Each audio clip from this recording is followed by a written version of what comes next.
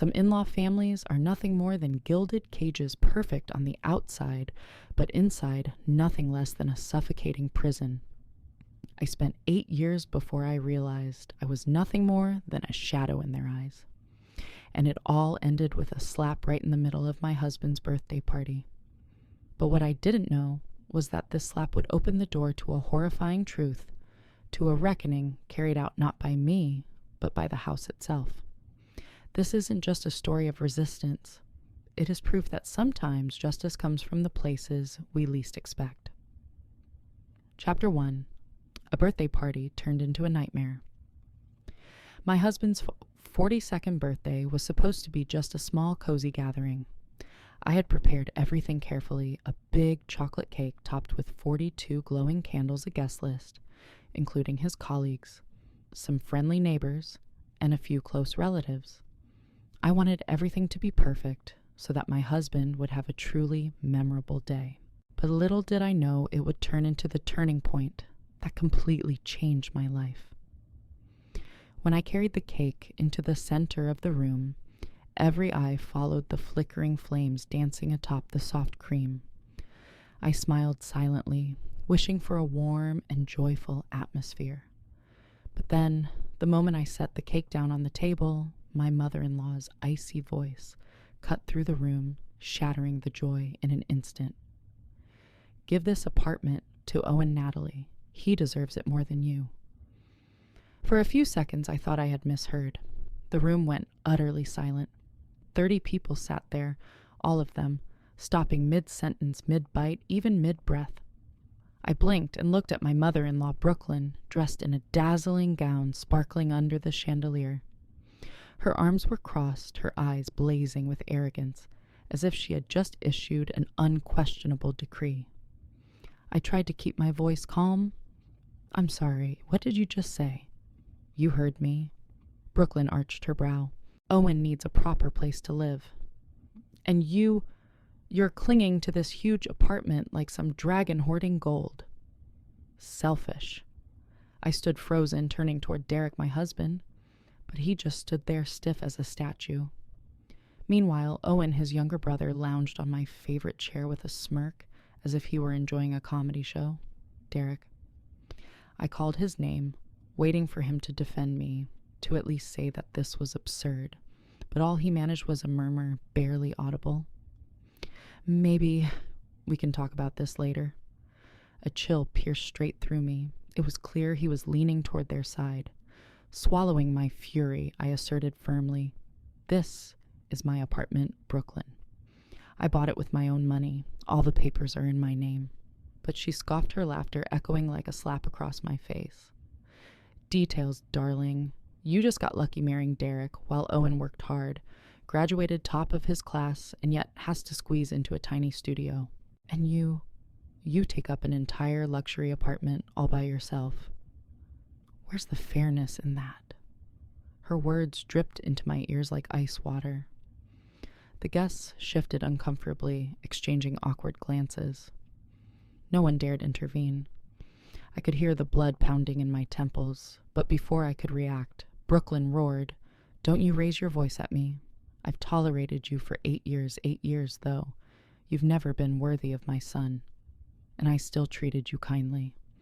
Now it's time you paid this family back." I exhaled sharply, biting my lip. Before I could utter a word, her hand shot up and landed a blazing slap across my face. The sharp crack rang out like a gunshot. The crowded apartment fell into stunned silence. I staggered, my vision spinning, the taste of blood spreading across my tongue. The flames on the cake still flickered, oblivious to the storm that had just erupted. Brooklyn stood, towering, her hand still raised, her face flushed with rage. Derek looked as if he had seen a ghost, while Owen kept smirking with that same mocking grin. Something inside me shattered. 8 years of enduring, of being belittled, of striving desperately to be accepted, all of it crumbled in that instant. I no longer felt pain, only a cold, piercing clarity. I did not scream. I did not cry. I simply reached for the cake knife. The entire room held its breath. Derek whispered my name as if begging. Brooklyn stepped back, thinking I was about to do something reckless. But no. I calmly placed the knife on the table and sliced a neat piece of cake, then another. The blade slid through the sweet frosting with a sound that ironically resembled a peaceful melody in the midst of the storm. I lifted my head and forced a thin smile. Who wants cake? No one answered. I set the plate down, turned, and walked into the bedroom. A few seconds later, I returned with a yellow folder. I placed it right beside the birthday cake. "These are the apartment papers," I said, my voice carrying across the room. "Every single one in my name, Natalie Chin. Not Morrison, not somebody's wife, but me. I bought this place 3 years before I even met Derek with the inheritance from my grandmother and from working 2 jobs through college. Every payment came out of my own account. I locked eyes with Owen, who was no longer smirking. You want an apartment? Go buy one yourself." The entire room sank into a suffocating silence. I picked up my purse, my keys, and turned to leave. Before closing the door, I made myself clear. The party's over. Everyone out. I walked down the hall, leaving behind the whispers of confusion and Brooklyn's burning, humiliated face. My cheeks still throbbed with pain, but inside me, something else had ignited. Freedom. For the first time in 8 years, I felt as though I had just stepped out of a cage. Chapter 2. Leaving the apartment and the awakening moment. I closed the door behind me, leaving the noise fading into the distance. The long, narrow hallway suddenly felt strangely quiet, as if the entire building was listening to the frantic pounding of my heart. Each step echoed against the cold wooden floor, and I realized my hand was still trembling from that slap. I stepped out onto the street, the night wind lashing against my burning cheek. The physical pain was nothing compared to the humiliation I had just endured. Yet within that numbness, I felt a faint spark. A thought rose sharply in my mind. That's enough. I slid into my car, fastening the seatbelt without turning on the engine. My hands gripped the steering wheel, slick with sweat. But inside, there was a strange calm. For 8 years, I had tried hard enough. I had cooked dinners according to their recipes, given gifts they liked, forced smiles through their jabs. I had sacrificed to the point of losing myself just to earn a place in that family. And in the end, they still saw me as an outsider. One slap in front of dozens of people, it was the mark of the end. I sat there watching people walk along the sidewalk. Each carried on with their ordinary lives, holding hands with their children, carrying grocery bags, hailing taxis home. None of them knew that on the 4th floor, a woman had just been humiliated by her mother-in-law and had decided to walk away from her marriage. The phone in my bag buzzed again and again. Derek's name flashed across the screen. I stared at it for a few seconds, then turned it off.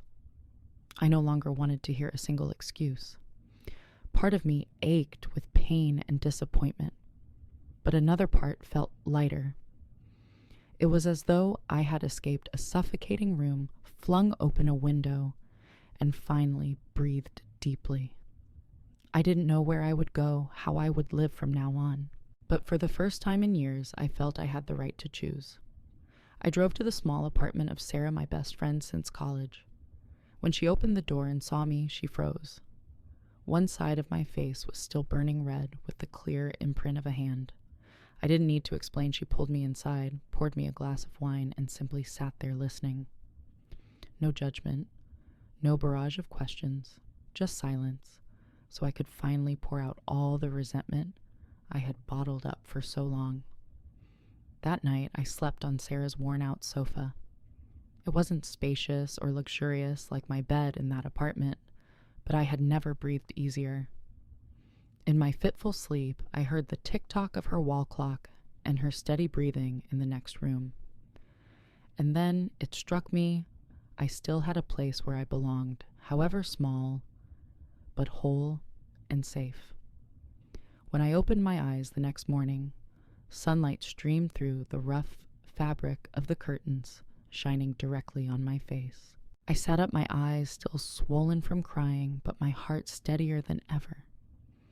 I knew I would never return to that apartment as a disregarded wife again. If I ever went back, it would be as a woman who fully understood her own worth. Brooklyn's slap was not just humiliation.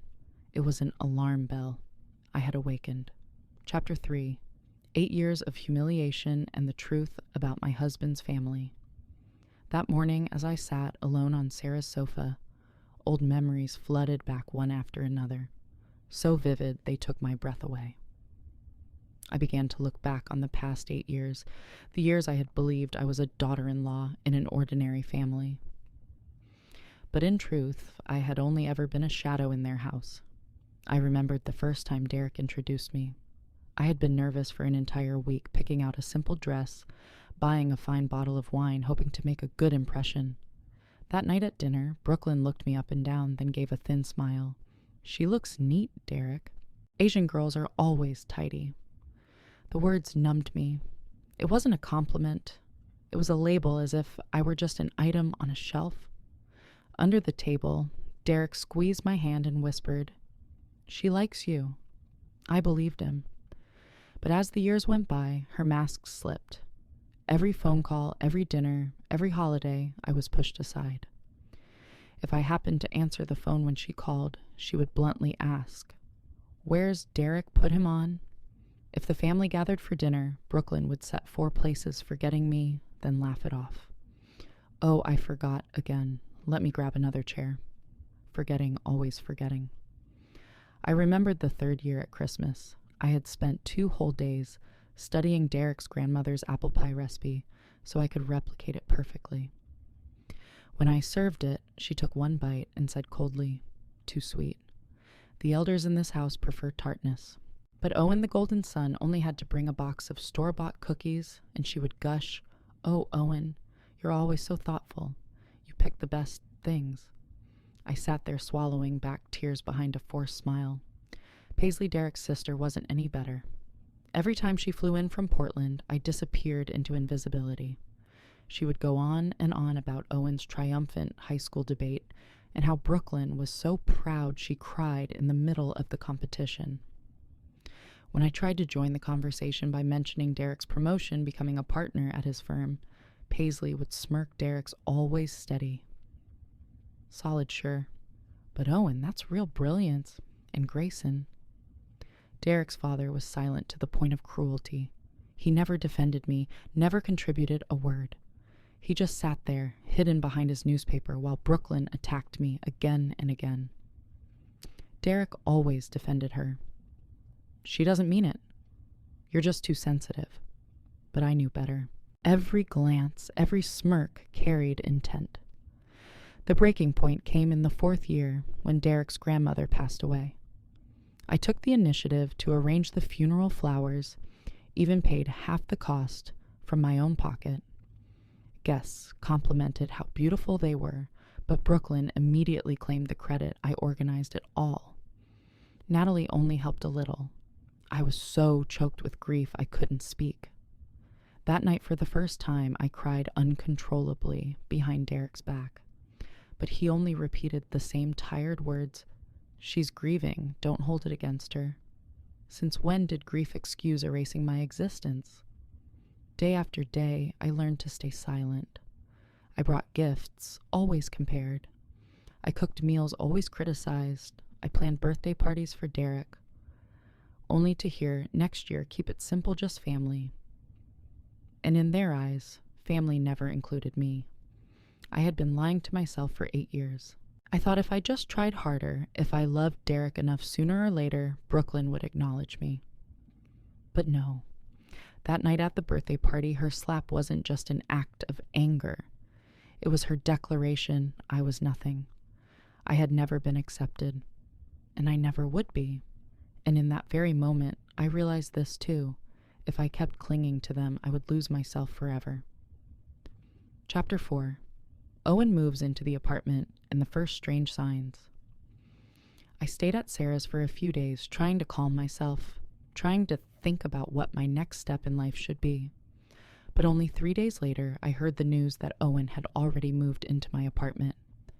The news didn't come from Derek calling to explain, but from Mrs. Chin, the elderly shopkeeper at the corner grocery, who told me when I stopped by to buy my morning coffee. Your mother-in-law's son. Moved in yesterday, she said in her broken English, but I understood every word. Big boxes on the truck, your mother-in-law standing downstairs giving orders. Very fast, just 3 days, and already like their home. My heart tightened. 3 days. Only 3 days after I had walked away, they had already claimed the apartment as their prize.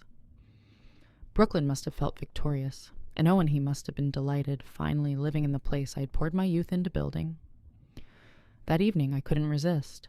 I drove around the neighborhood. I stopped at the corner and looked up at the familiar window where I had once kept pots of basil on the balcony. The lights were on the curtains half drawn, and in the hazy glow I could see Owen's figure pacing back and forth. A strange feeling rose in my chest. That apartment had been mine, every corner marked by my presence, and now someone else was brazenly inhabiting it.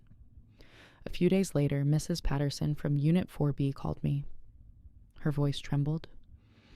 Natalie, something's wrong.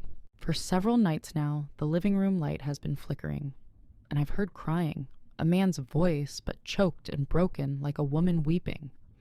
It carries through the walls and keeps the whole floor awake. A chill ran down my spine. Did you tell Owen? Yes.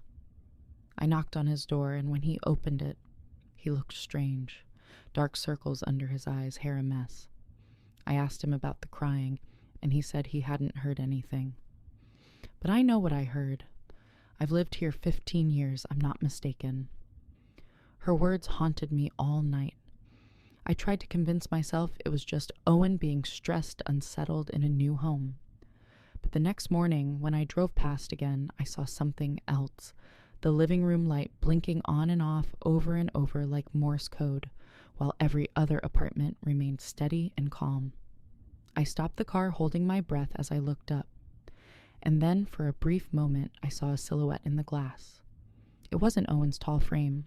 It was slender with long hair cascading down. And in that fleeting instant, I felt as though it was me standing there gazing down at the street. Startled, I turned away, driving off with my heart pounding wildly. I didn't want to admit it, but deep down I knew the truth. That apartment was not at peace. It was resisting its usurper, and in some way it still remembered me. Chapter 5. The photos, the mirror, and the message. Still here, I thought what Mrs. Patterson had told me was only the imagination of an elderly woman easily shaken. But then I realized I was wrong. One afternoon, as I sat drinking coffee in Sarah's kitchen, my phone buzzed. An unknown number. I opened the message, and the blood in my veins seemed to freeze. On the screen was a photo of my apartment, specifically the living room taken from inside. Everything was familiar. The armchair where I used to read the framed pictures I had hung on the wall, the large mirror above the fireplace. But what made my breath catch was the reflection in that mirror. It showed not just the room, but also a woman. Black hair, slender figure standing right behind the person taking the photo. And that woman looked exactly like me. I handed the phone to Sarah. She stared at it. Her face drained of color. Natalie, that's you. I shook my head repeatedly, my mouth dry. It can't be. I'm sitting here with you. But I recognized those eyes in the mirror instantly. They were mine when I was still furious, when I had never forgiven the way I'd been treated. Another version of me, cold and unforgiving. My hands trembling, I dialed the number back. It rang once, and then a voice answered. I went numb. It was my own voice. Hello, this is Natalie. I'm home. I dropped the phone, my heart stopping dead. Sarah had to shake my shoulders to bring me back. That night I couldn't sleep. The image of the woman in the mirror and that voice replayed endlessly in my head. I wondered, could the apartment have kept a part of me, a fragment of my memory, my voice, my habits? But that wasn't all. The next morning, just as I finished pouring myself a cup of coffee, another message arrived. It was a photo of my bathroom. The mirror was fogged as if someone had just taken a shower, and written on the misted glass in handwriting I knew all too well were 2 words, still here. My hands shook so violently I spilled coffee across the table. Sarah read it and was struck speechless. We just sat there staring at each other in suffocating silence. I began to believe what my grandmother had once told me was true. When I was little, she used to say, "A house remembers everything. If you love it, it will hold on to you. If someone steals it away, it will never forget." Back then, I thought it was just a comforting story for children. But now, I wasn't so sure. Owen thought he had won, that the apartment now belonged to him. But I knew it would never truly belong to Owen. The apartment still remembered me. And in its own way, it was showing everyone exactly that. Chapter 6. The Strange Call and Owen's Transformation. The phone rang close to midnight. I looked at the screen and saw Derek's name. Part of me wanted to ignore it, but something in my gut pushed me to answer. His voice came through hoarse and trembling.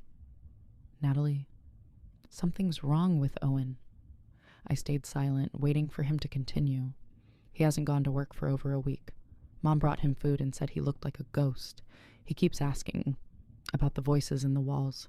A chill ran down my spine. Voices, yes. He keeps insisting someone is whispering to him, even when he's alone. And Mom thinks you did something to the apartment before you left. I let out a bitter laugh. I don't have the time to curse houses. But do you know, the neighbors heard crying and the lights flickering. Derek fell quiet for a long moment. Then he whispered, "Natalie, yesterday I called Owen. And you won't believe this, but I heard your voice. Not an imitation exactly, yours." I gripped the phone so hard my nails dug into my skin. "You're sure?" "I'm sure." He said, "I'm Natalie. I'm home." It was your voice. Every tone, every inflection. I couldn't breathe. The memory of the fogged mirror with the words "still here" flashed back into my mind. In the days that followed, more news came pouring in. Mrs. Patterson called me, her voice frantic. "Natalie, I saw Owen in the hallway yesterday, wearing your silver blue scarf, the one you always wore in winter. It was yours. I know it." Then another time, Mrs. Rodriguez from the floor below whispered, "I swear I saw him in a red dress, the dress you wore at Owen's graduation ceremony. And when I greeted him, he answered me in your voice." Not similar exactly. Each account cut deeper, like a blade against my chest. I began to realize Owen wasn't just taking my apartment. He was slowly taking me. The climax came with another call, this time from an unknown number. I answered, and the voice that spoke froze the blood in my veins. "Hello, I'm Natalie. I'm home." But I knew full well I was standing in Sarah's kitchen phone and hand lips trembling. That voice wasn't me, yet it was me, and it was echoing from the apartment I had left behind. I hung up, but my heart kept pounding like war drums. I could no longer run from it. Something in that apartment was alive, remembering and choosing to speak on behalf of the woman whose memories had been stolen. Chapter 7. Return to the apartment and the horrifying transformation. One evening, Derek called. His voice panicked. He said Owen had locked himself in the bathroom for hours, the water running nonstop, and he was singing. Not just any song, but the very one I used to sing every morning in the shower. Derek admitted he was scared, and for the first time he begged me to come back to the apartment. I agreed, not for Derek, but because I needed to see with my own eyes what was happening. As I entered the building, my heart pounded as if it would burst from my chest. Every wall, every familiar hallway seemed to whisper my name. Derek opened the door to the apartment. At once I felt the air was different. It was thick, damp, clinging to my skin like something unseen. My belongings were still there, but scattered, intermingled with Owen's things. Draped over the sofa was my silver blue scarf. On the coffee table, my perfumes and lipsticks were neatly arranged like an altar. "He's in the bathroom," Derek whispered. The water stopped. The doorknob turned slowly, and then Owen stepped out. I nearly collapsed at the sight. He was wearing my silk robe, his hair dripping wet, his skin glistening as if he had just gone through the skincare routine only I knew. He smiled, and that smile was mine. "Welcome home," Owen said. His voice, it wasn't his anymore. It was mine. Every syllable, every cadence. I instinctively stepped back. Derek stood frozen, eyes wide with horror. Owen moved about the room, every gesture graceful, every motion eerily precise. He brewed tea in my favorite cup, stirring 3 times counterclockwise, a habit no one but me knew. Then he sat down to read the very novel I'd left unfinished. C. Owen, or whatever was living inside him, looked at me and spoke. "This house needs you. And now you've come back." I trembled. No, I hadn't come back. What stood before me was a grotesque imitation, a figure piecing together fragments of my memories, my habits, my very breath to recreate a false Natalie. Derek frantic stammered, "Owen, what's happening to you?" But Owen only smiled my smile. "Owen isn't here anymore. There's only Natalie, the real Natalie." A chill seeped deep into my bones. The apartment, the walls, the mirrors, they were echoing every year I had lived there. And now it had chosen Owen as the vessel to keep me. In that moment, I understood a house never forgets. It remembers everything, both love and pain. And for those who dare to steal it, it will return it all in the most terrifying way. Chapter 8. The mirror scene and the confrontation with Brooklyn. I stood frozen in the middle of the living room, unable to tear my eyes away from Owen. But then, in a fleeting moment, I noticed something far more terrifying. The large mirror hanging behind the sofa, the one I used to look into every morning, reflected a completely different image. It wasn't Owen in the mirror. It was me. Me in the very dress I wore at Derek's birthday party, my hair neatly pinned, my eyes blazing. That reflection smiled at me, a calm smile, yet filled with power. While in reality, Owen still sat there, in my silk robe mimicking every gesture of mine. Derek trembled, stepping backward, his voice choked Natalie. "I don't understand. What's happening?" I didn't answer. Because at that very moment, Derek's phone rang sharply. Brooklyn. He hesitated, glancing at me, but still picked up. Her shrill voice pierced through so clearly. I could hear every word. "Derek, open the door right now. I'm in the lobby. The doorman says I can't come up." "Ridiculous. This is my son's home." Owen, or rather the false version of me, lifted his head, eyes glinting with delight. "Give me the phone." His voice dropped low, then shifted completely into my voice. "Hello, Brooklyn. This is Natalie." The room froze. Brooklyn fell silent for a few seconds on the other end, then whispered, "Natalie, is that really you?" My voice from Owen's lips replied coolly and razor sharp, "You are not welcome here. This is my home, and I decide who is allowed inside."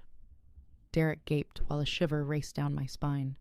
Yet part of me felt a grim satisfaction, because for the first time Brooklyn was hearing the very words I had longed to say for 8 years. "You are not welcome." On the other end, Brooklyn screamed, "Who do you think you are? This is my family's home." No, Owen, his distorted face twisting into a half-smile, answered, "This is the home of Natalie Chin. Not yours, not Owen's, and you will never set foot in here again." Then, as if to seal the decree, the mirror behind us reflected the apartment door slamming shut, though no one had touched it. The screech of the hinges echoed through the room. Derek's face drained of color as he looked to me for help.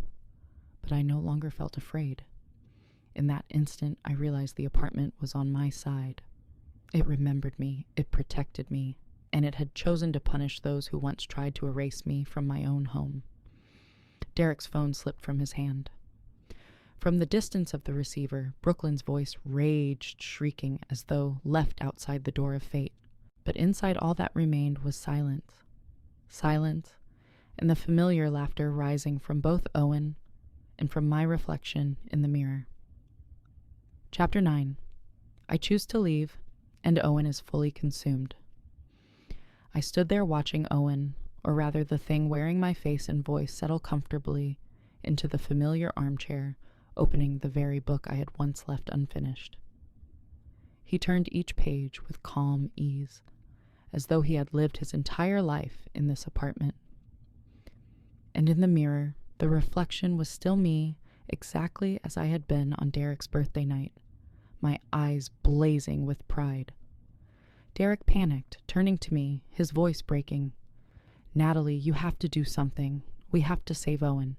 Pull my brother out of this." I looked straight into Derek's eyes, and a strange calm washed over me. For years I had waited for him to stand by me, but he never had.